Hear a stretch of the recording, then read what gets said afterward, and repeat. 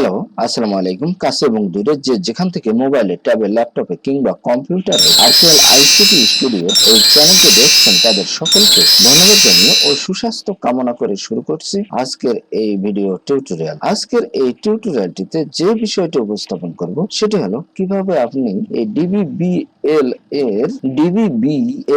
এর অধীনে অথবা ডাচ বাংলা ব্যাংকের অধীনে কিভাবে এসএসসি লেভেল স্কলারশিপ এর জন্য আবেদন করবেন। তো এই আবেদনটি করার আগে আমাদেরকে কিছু স্ক্যান করে নিতে হবে। আবেদনকারী প্রার্থীর ছবি, বাবা মার ছবি এবং এসএসসি প্রশংসাপত্র। এগুলি নেওয়ার পর আমরা এখানে এই যে নীল রঙের যে লিঙ্কটি দেওয়া রয়েছে এখানে আমরা ক্লিক করে অথবা এই লেফট সাইডের যে অপশনগুলি দেওয়া রয়েছে এখান থেকে আমরা দেওয়া রয়েছে অ্যাপ্লাই ফর এখানে, অথবা আমরা এই মাঝখানে যে এসএসসি লেভেল স্কলারশিপ এখানে আমরা অ্যাপ্লাই এ ক্লিক করে আমরা আবেদনটি শুরু করব।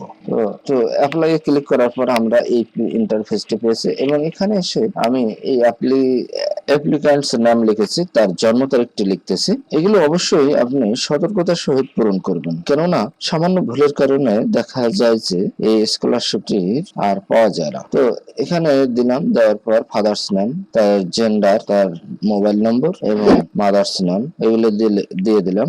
দেওয়ার পর এখানে দেখুন তার ঠিকানাটি present address and permanent address একই, এটিকে আমি কপি করে এখানে পার্মানেন্ট অ্যাড্রেসে পেস্ট করে দিলাম। দেওয়ার পর পরবর্তী প্রত্যেকটি অপশন দেখে শুনে ধীরে ধীরে পূরণ করব। দেখুন এখানে পার্মানেন্ট হোম ডিস্ট্রিক্ট দিয়ে দিলাম রংপুর, তারপর এখানে উপজেলা দিয়ে দিলাম, এখানে নিজ বাড়ি দিয়ে দিলাম। এভাবে এই প্রত্যেকটি অপশন পূরণ করার পর আমরা চলে যাব নেক্সটে যাওয়ার পর আমরা এই যে এখানে এসে আমরা ফাদার্স ইনফরমেশন, মাদার্স ইনফরমেশন এবং ব্রাদার এন্ড সিস্টার ইনফরমেশন এগুলি পূরণ করব। তো ফাদার্স ইনফরমেশন পূরণ করলাম। এবারে মাদার্স ইনফরমেশন দেওয়ার পর আমরা এই যে এখানে দেব দ্বিতীয় ধাপটি। এভাবে পূরণ করার পর আমরা এখানে N/A দেব, যেহেতু কোনো কলেজে ভর্তি নাই এই জন্য নেক্সট দেওয়ার পর আমরা তৃতীয় পেজে চলে আসলাম। এখানে এসে বাবার তথ্য সেটি এনআইডি এবং মূল মার্কশিট বা প্রশংসাপত্র অনুযায়ী এখানে বসাবো।